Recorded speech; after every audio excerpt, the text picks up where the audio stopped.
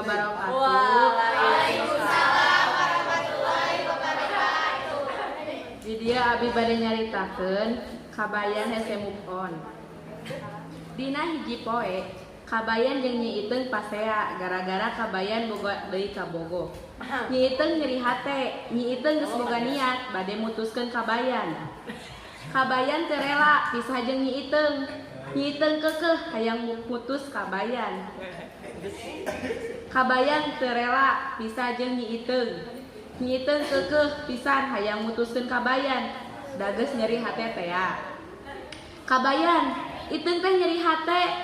Kang kabayan kitu teh. Kang kabayan teu cukup ha gaduh Iteung. Kurang naon Iteung teh Kang? Kurang naon? Nyeri hate Iteung teh Kang.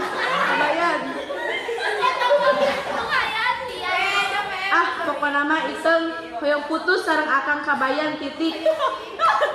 Tapi Iteung kabayan ceurik balik lih-lihan.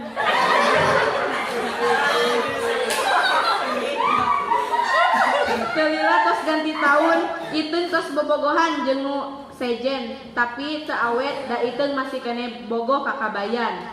Kabayan bung eleh, kabayan oge sarua boga ka bogoh, tapi sarua teu awet hese move on ti Nyi Iteung. Hiji poe, Iteung gaduh ka bogoh ngaranna Raden. Eta nu namina Raden kacida kasepna ngelehkeun kabayan. Iteung teh bogoh. Pak tuh kebalik gue.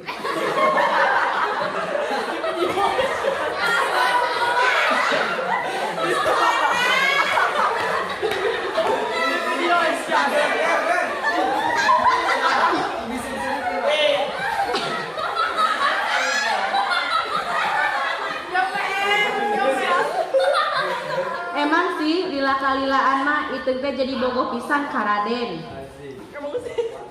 Ku sabab Iteung hese move on ti Raden, akhirna Raden ninggalkeun Iteung. Iteung lain jodona meureun. Akhirna Raden ninggalkeun Iteung, teu aya sabab nanaon. Apal-apal ngaleungit we jiga juri. Iteung ceurik handapeun tangkal cau. Teu lila kabayan datang terus ngomong, "Teung, jodoh mah moal ka mana?" Iteung reuwas aya nu ngomong tukangeun. Kang kabayan, ku Iteung dijawab, "Teung, akang hese move on ti Iteung." Sami Kang, Iteung oge sami. Teung hampurannya akang tos nganyeri Iteung. Iteung jeung kabayan akhirna akur deui sahirup sapeurihna. Iteung jeung kabayan jadi intina dina ieu dongeng teh lamun jodoh mah moal ka mana pasti panggih deui.